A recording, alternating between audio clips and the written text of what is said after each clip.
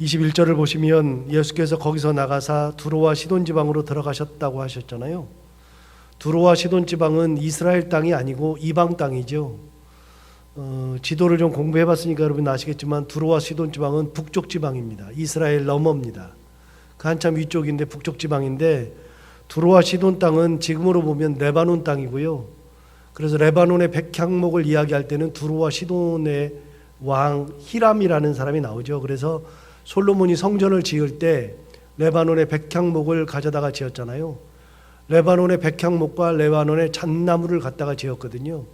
그러니까 레바논의 백향목과 잣나무 그랬는데, 그 당시에 레바논이라고 얘기했지만 두로 왕 혹은 두로 시돈 왕 히람이라고 하는 사람에 대해서도 성경에 구체적으로 나오죠. 두로와 시돈은 지금의 레바논이기도 하고요. 그리고 페니키아라고 하기도 하고 수리아라고 하기도 합니다. 그러니까 수리아와 페니키아를 합하면 성경에 이제 마가복음 7장에 동일한 이 이야기가 나오는데, 마가복음 7장에 나오는 말씀에 의하면 여기는 지금 가나안 여인이라고 되어 있거든요. 22절 한번 보십시오. 두로와 시돈 지방으로 가셨는데 27절에 보시면 가나안 여자 하나가 나왔다 그랬는데, 여기는 가나안 여자라고 나오지만 마가복음 7장에는 가나안 여자라고 되어 있지 않고 수로보닉의 여인 이렇게 되어 있거든요. 수로보닉이라고 하는 것은 수요 성경 공부할 때도 몇 번 말씀드렸고 우리 새벽기도 때도 말씀드렸지만, 수로보닉이라고 하는 것은 수리아와 페니키아를 합한 단어라 그랬죠. 그래서 수리아와 페니키아를 합해서 수로보닉에 이렇게 번역이 되어 있죠. 그게 다 두로와 시돈 지방입니다. 이방 땅이죠.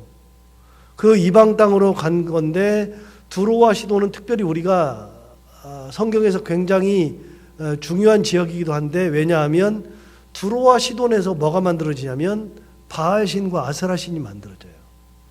바알신과 아세라신의 고향이 두로와 시돈이죠. 그 두로와 시돈 지방에 있었던 아주 유명한 여자 한 명이 이세벨입니다. 아합왕의 왕이었던 아내였던 이세벨이 두로 지방, 시돈 지방, 특별히 시돈 지방의 딸이죠. 시돈의 왕이었던 엣바알의 딸입니다. 엣바알의 딸인데, 엣바알이라고 하는 사람은 뭐 하는 사람이냐면 바알을 섬기는 제사장이거든요. 혹은 아세라를 섬기는 제사장. 그래서 엣바알이라고 하는 말 뜻이 뭐냐면 바알의 아들 혹은 바알이 들으셨다, 그런 두 가지 뜻을 다 가지고 있거든요. 그러니까 이세벨의 아버지 자체가 이미 바알신과 아세라신을 섬기는 최고의 제사장이었으니까요. 그게 왕이었으니까요. 그 이방 땅입니다. 그 이방 땅에 예수님께서 가신 거죠. 그럼 여러분, 예수님께서 이방 땅에 가셨는데 거기에서 만나는 한 여인의 이야기를 지금 하고 있어요. 그 이방 땅에 가셨을 때에 이스라엘 땅이 아닌 이방 땅에 간 이유도 궁금하지만, 여러분, 예수님의 사역지는 어디라고 그랬냐면 갈릴리 지방이라고 그랬죠. 갈릴리 지방인데 두로와 시돈 땅으로 가셨다고 하는 것은 뭐냐면, 예수님께서 두로와 시돈 땅으로 가셨던 것은 갈릴리를 떠났다, 이렇게 머릿속에 넣으시면 돼요. 기본적으로 마태마가 누가 요한복음을 읽으실 때 기본적으로 머릿속에 넣고 있어야 되는 거 한 가지는 뭐냐면, 예수님의 사역지는 갈릴리였다. 예수님의 고향은 나사렛이었다. 나사렛은 갈릴리 지방에 거기에서 차로 한 5분 10분 가면 있는 지역이니까요. 바로 갈릴리 지역이거든요. 예수님 사셨던 데가 갈릴리고 사역했던 데가 갈릴리니까 예루살렘에 가셨다 그러면 예루살렘에 한번 올라가셨구나 생각하시면 되고요. 두로와 시돈 지방으로 가셨다 그랬으니까 이건 뭐냐면 예수님께서 이방 땅으로 잠시 가신 겁니다. 전도하러 가신 겁니다. 예수님이 놀러 가시지는 않았거든요. 예수님은 노는 것이 없었어요. 3년 사역했는데 노는 게 없었어요. 그럼 뭐 하러 가셨느냐? 전도하러 가신 거죠. 전도하러 가셔가지고서 거기서 가나안 여자 하나를 만난 겁니다. 그럼 그 가나안 여인 하나가 마가복음 7장에는 수로보닉의 여인이라고 하는데 이방 여인이죠. 이방 여인이 예수님을 만났을 때 뭘 했느냐? 그 얘기가 22절에 나오죠. 여러분 22절 한번 볼까요? 가나안 여자 하나가 그 지경에서 나와서 소리질러 이르되 주 다윗의 자손이여 나를 불쌍히 여기소서 내 딸이 흉악하게 귀신 들렸나이다 하되, 가나안 여자가 그 지경에 나와서 소리 지른 겁니다. 주 다윗의 자손이여 나를 불쌍히 여기소서. 예수님에게 나를 불쌍히 여겨달라 그랬어요. 근데 불쌍히 여겨달라고 하는 이유가 뭐냐? 내 딸이 뭐가 들렸어요? 흉악한 귀신. 흉악한 귀신. 자, 흉악한 귀신이 들렸어요. 그럼 엄마가 자기 딸을 위한 절규를 하는 겁니다. 주님, 내 딸을 보십시오. 내 딸이 흉악한 귀신이 들렸습니다. 흉악한 귀신이 들렸다는 얘기는 본인이 해결이 안 된다는 얘기예요. 그동안 많은 사람들을 데려왔는데 해결이 안 된다는 거예요. 또 이 땅은 어떤 땅이냐면 바알신과 아세라 신이 있는 땅이죠. 고향이죠. 그러면 이 여인은 누구에게 갔겠어요? 바알신과 아세라 신에게 갔겠죠. 그런데 그것이 해결이 안 되는 거죠. 그러니까 이 여인이 누구에게 찾아온 거냐면 예수님에게 찾아온 거예요. 예수님이 지나가신다는 소식을 듣고 예수님에게 찾아오는 거예요. 여러분, 자기 신을 버리고 예수님 앞에 찾아왔어요. 그러니까 예수님의 그 말을 듣고 나서 대꾸를 해야 되는데 대꾸도 안 해요. 23절 볼까요? 예수는 한 말씀도 대답하지 아니하시니 제자들이 와서 청하여 말하되 그 여자가 우리 뒤에서 소리를 지르오니 그를 보내소서. 예수님이 대꾸 안 했다는 거예요. 한 말씀도 대답도 안 했다는 거예요. 왜 안 했을까요? 예수님이 그 땅에 가신 이유는 놀러 간 건 아니라 그랬죠. 그럼 두로와 시돈을 간 이유는 뭘까요? 복음을 전파하기 위해서, 하나님 나라를 전파하기 위해서. 분명히 그렇게 갔으면 이 여인을 전도하고 이 여인의 딸을 고쳐주는 것이 마땅할 것 같은데 안 고쳐줘요. 대답도 안 해요. 왜 그럴까요? 몰라서요? 안 들려서요? 아니죠. 뭔가 분명한 이유가 있을 것 같은데 성경은 그 얘기를 이야기하지 않아요. 않으니까 모르지만 분명한 것은 예수님께서 한 말씀도 대꾸하지 않았다. 대답하지 않았다. 24절을 계속해서 보시면 예수께서 대답하여 이르시되 나는 이스라엘 집에 잃어버린 양 외에는 다른 데로 보내심을 받지 아니하였노라 하셨다 그랬어요. 나는 이스라엘 집에 잃어버린 양 외에는 다른 데로 보내심을 받지 않았다. 자, 비아냥거리는 식의 얘기예요. 나는 이스라엘에 버림받은 양 외에는 다른 데로 보내심을 받지 않았다. 내가 이 여인을 고쳐주지 않을 거다라는 의지를 표명하는 거죠. 안 고쳐줄 거다. 25절 보시면 여자가 와서 예수께 절하며 이르되 주여 저를 도우소서. 대답하여 이르시되 자녀의 떡을 취하여 개들에게 던짐이 마땅하지 아니하니라. 우리가 잘 아는 말씀인데 자녀들에게 주는 그 떡을 취하여 개들에게 던져주지 않는다라고 얘기하시는 거죠. 그러니까 뭔 얘기예요? 당신은 개다 그 말이에요. 굉장히 비아냥거리기도 하고 굉장히 천대하기도 하는 거죠. 자, 그런 정도 되었으면 이 여인이 물러설 만한데 안 물러선단 말이죠. 27절 보십시오. 여자가 이르되 주여 올소이다마는 개들도 제 주인의 상에서 떨어지는 부스러기를 먹나이다. 여인은 내가 개가 맞습니다. 그런데 개들도 주인의 상에서 떨어지는 부스러기는 먹지 않습니까? 그러니까 부스러기에 은혜를 주십시오.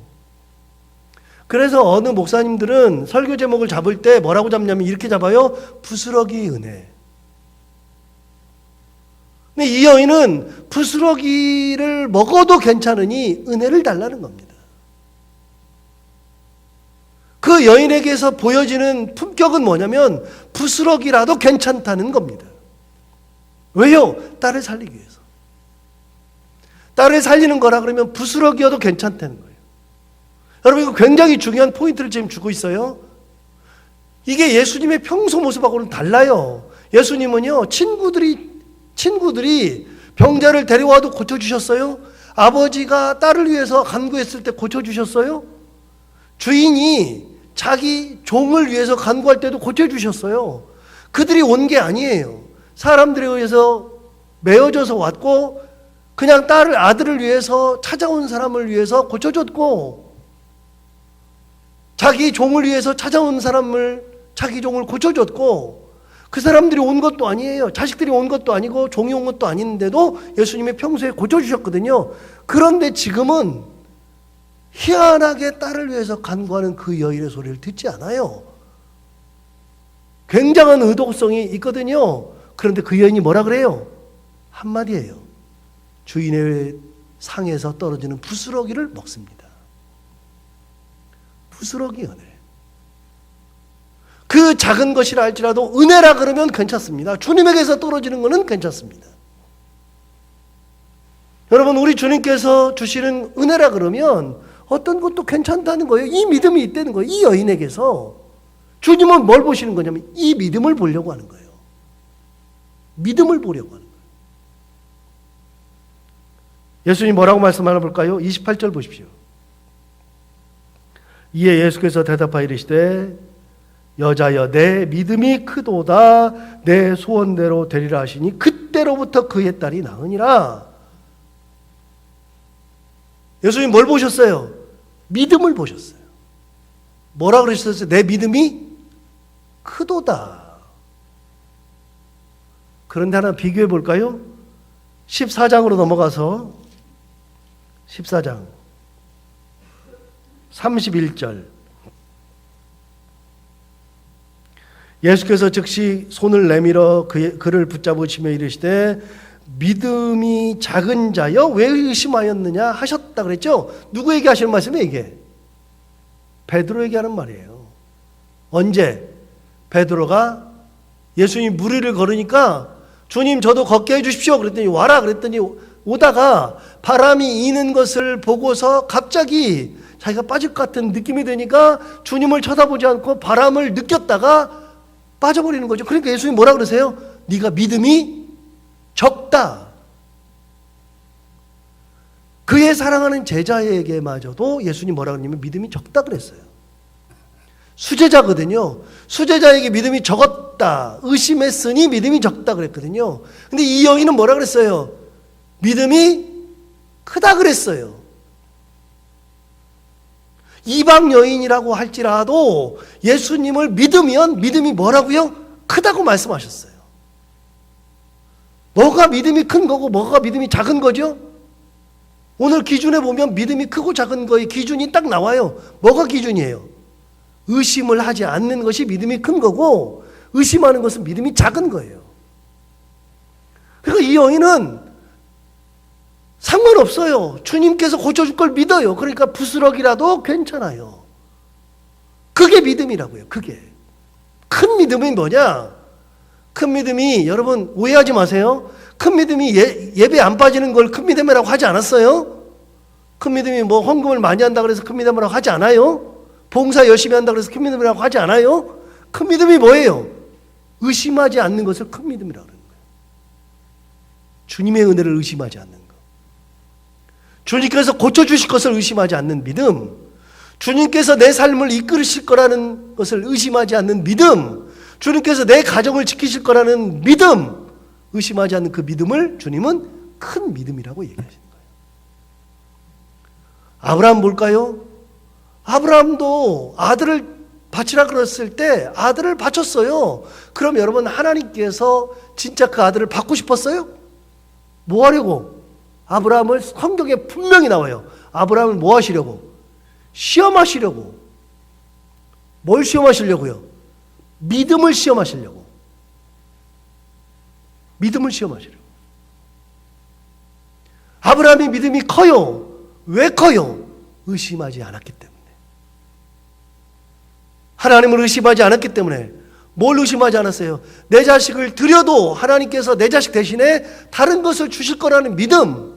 그래서 아브라함의 이야기를 할 때마다 나오잖아요. 아브라함이 자식을 드릴 때 창세기 22장에 자식을 드릴 때 그 밑에 이 모리아산 밑에다가 종들과 같이 간 다음에 그 종들을 거기다 밑에다 놔두고 나귀 새끼도 놔두고 그리고서 둘만 올라가요. 아브라함과 이삭만 올라가는데 아브라함이 어떻게 했어요? 그 이삭을 바칠 제물을 바칠 나무를 이삭이 지고 간다고요. 종들은 밑에 있어요. 그런데 아브라함이 종들한테 뭐라 그랬어요? 우리가 저기에 가서 예배하고 우리가 돌아온다. 몇 번 얘기했잖아요. 아브라함이 이미 올라갈 때 아들을 바친다고 이렇게 바치라 그랬는데 아들 바치면 바치고 난 다음에 누가 와야 돼요? 나만 와야죠. 나만. 그런데 아브라함이 뭐라 그랬어요? 우리가 예배하고 우리가 이곳에 다시 돌아오리라. 어떤 믿음이에요? 하나님께서 내 자식 안 데려가신다는 믿음. 그 믿음을 가지고 있으니까 믿음이 큰 거예요. 이방 여인이지만 이 여인의 믿음은 굉장히 큰 믿음이에요. 그런데 베드로의 믿음은 적다 그랬어요. 그러면서 뒤에 뭘 붙였어요? 왜 의심하였느냐. 의심하는 믿음은 작은 믿음이라고 얘기했어요. 의심하지 않는 믿음이 큰 믿음이에요. 다시요. 여러분, 예배를 안 빠지고 나오는 믿음을 큰 믿음이라고 한 적이 없어요. 뭘 많이 한다 그래서 큰 믿음이라고 한 적이 없어요. 큰 믿음은 어떤 믿음이에요? 의심하지 않는 믿음을 큰 믿음이라고 한 거예요. 의심하지 않는 거. 이 여인에게서 뭘 원하시느냐? 이 여인에게서 믿음을 시험해 보시는 거예요. 믿음을. 이방 여인이기 때문에 이렇게 여인을 비하하고, 이방 여인이기 때문에 잃어버린 양이라고 해서 나는 보내심을 받지 않았다고 비아냥거리고 한 것이 아니라 이방 땅에 가가지고서 바알신과 아세라신을 섬기는 그 여인이 진짜로 믿음이 있는 건지, 진짜로 믿음을 가지고서 딸을 고치려고 하는지 물어보고 싶은 거예요. 여러분, 여기서 또 한 가지 중요한 게 있어요.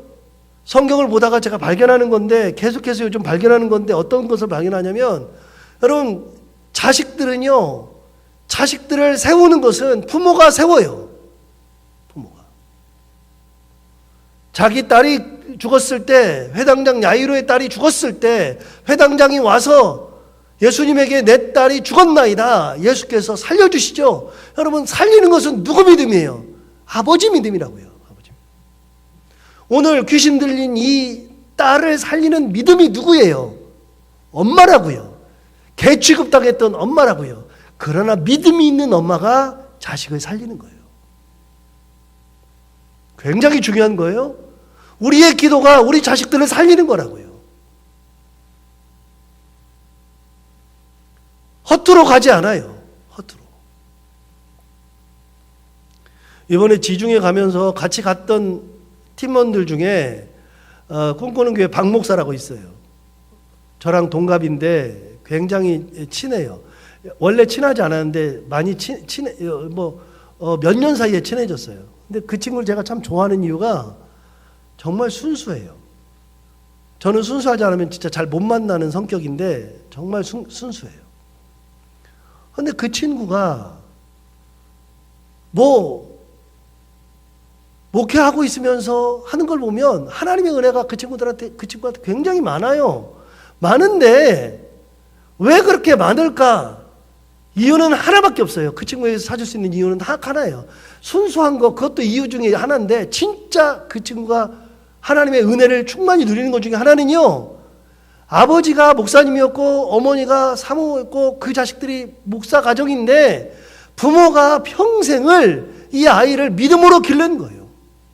믿음으로. 충청도에서 아버님이 목회하셨는데 요즘은 이제 종 안 치잖아요. 종을 안 치잖아요. 그런데 옛날에 우리 어렸을 때 뭐 했어요? 교회에서 종 쳤죠. 종을 언제 쳤어요? 예배 시작 5분 전에 쳤어요? 아니요. 1시간 전부터 쳤어요. 1시간 전부터. 이게 예배가 시작되니 1시간 전이니 준비하십시오. 30분 전에 또 쳤어요. 이제 올 시간 됐으니 오십시오. 10분 전에 또 쳤어요. 자, 이제 예배가 곧 시작됩니다. 빨리 오십시오. 그래서 예배를 기본적으로 3번 쳤다고요. 근데 그 친구 이름이 뭐냐면 종철이에요. 종철이. 박종철. 그래가지고 아버지가 맨날 그랬대요. 저녁 먹을 때쯤 되면 종철아 그러면 자기를 부르는 거지만 이름이 종철아 아니에요? 종철아 그러면 종철아 그렇게 말하지 않고 종철아 그러면 애가 나가서 밥 먹기 전에 가서 종부터 쳤대요. 그 믿음이에요. 부모의 믿음이, 부모가 하나님을 향한 그 열정이 자녀들을 바로 세우는 거라고요. 여러분, 교회를 세우는 믿음은 중직자들이 됐다 그래서 좋아할 게 아니라 중직자가 됐으면 중직자의 믿음으로, 그 믿음으로, 큰 믿음으로, 하나님을 향한 믿음으로 교회를 세워야 되는 거예요. 교회를. 중직자가 대접받는 게 중직자가 결코 아니고요. 개념을 다 깨야 돼요, 다. 대접받는 게 중직자가 아니고요. 섬기는 게 중직자고요. 교회를 세워야지 중직자가 된다고요. 뭘로요? 믿음으로 세우는 거예요. 믿음으로. 가정도요. 믿음으로 세우는 거죠. 큰 믿음이죠. 이 여인이 큰 믿음. 딸의 귀신 들림을 쫓아낼 수 있었던 것은 부스러기라도 예수님의 은혜라면 붙잡고 싶어 했던 그 여인의 믿음이 딸을 이렇게 온전케 만들어요. 자, 28절 다시 한번 읽어봐봐요. 뭐라고 돼 있나?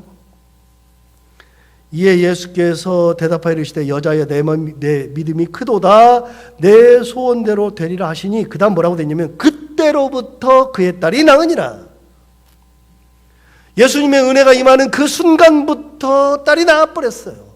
그 딸은 거기 오지도 않았어요. 그런데 그때로부터 예수님의 은혜가 임하는 그때로부터 어떤 은혜? 부스러기라도 붙잡으려고 했던 부스러기 은혜라도 임하였을 때에 그 여인의 딸이 그때로부터 나으니라.